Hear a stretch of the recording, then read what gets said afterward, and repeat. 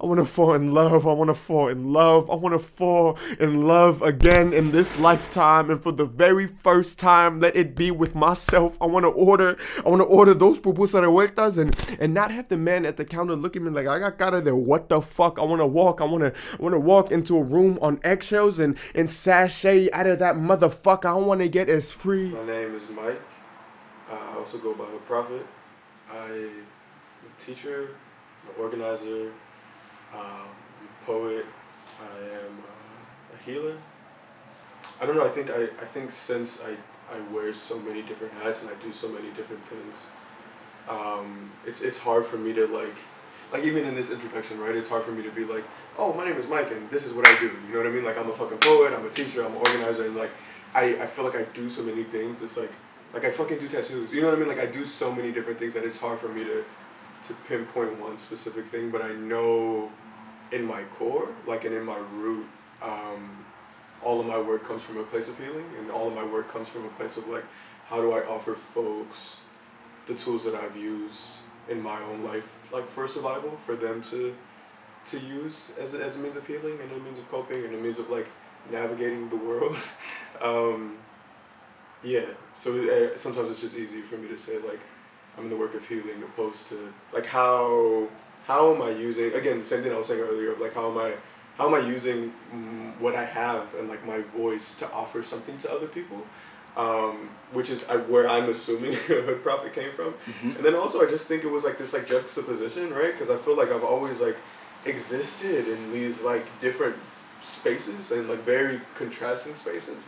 And it's only been till now, honestly, also that I've been able to like exist in all of them like comfortably and like authentically. But I think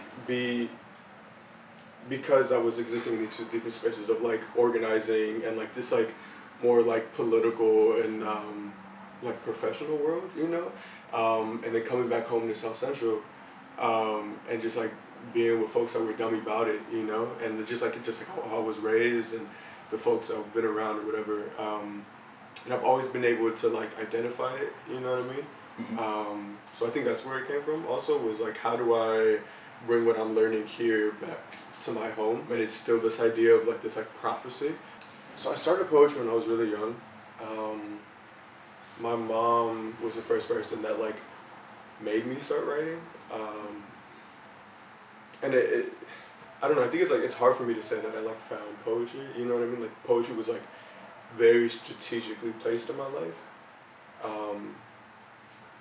And just to continue being 100% transparent, I think just like, I don't know, it's been hard, you know? Life has been really hard, and like I think my mom was able to identify that really early on, which is why she was like, yo, here's a notebook and like write all this shit out and hash it out and figure it out and whatever, you know?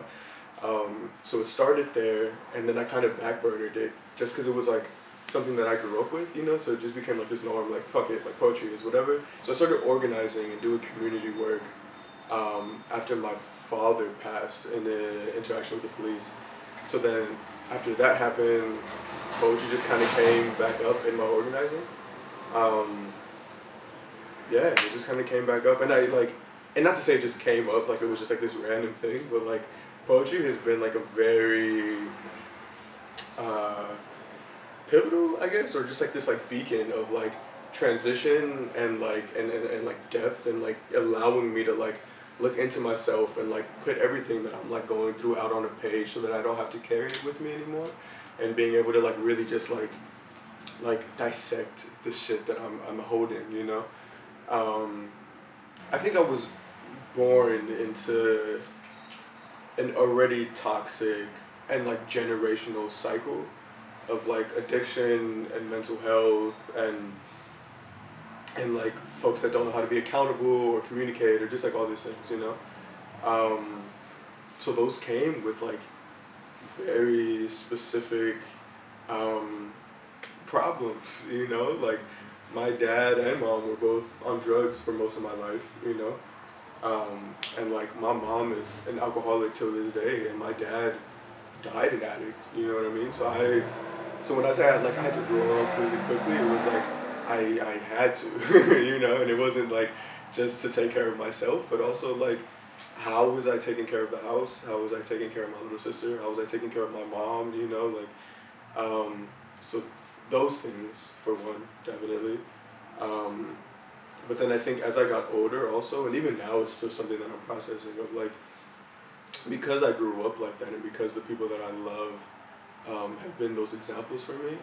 I've realized that I kind of like I attract the same problems almost. I've kind of realized now, like, because even now that I'm like an adult, I know my life is still mad wild. And granted, like, a lot of the things are out of my hands sometimes, but I've also realized, like, I think I've just been trying to be more cognizant of, like, what I put out into the world and, like, and how that affects what I receive. And um, I want to say, like, the cynical part of me, or the part that's kind of just, like, given up. Want to say that it's just like this is just kind of what it is, you know.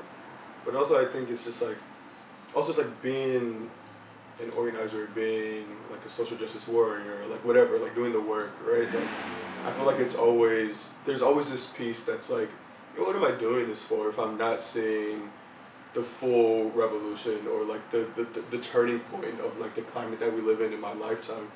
And I think the thing that I've always told myself is that like whether I see it or not, I know generations after me will have like this work to stand on the shoulders of, you know, the same way we do, the same way we honor our ancestors, the same way we honor the folks that have done the work generationally, you know. But I think,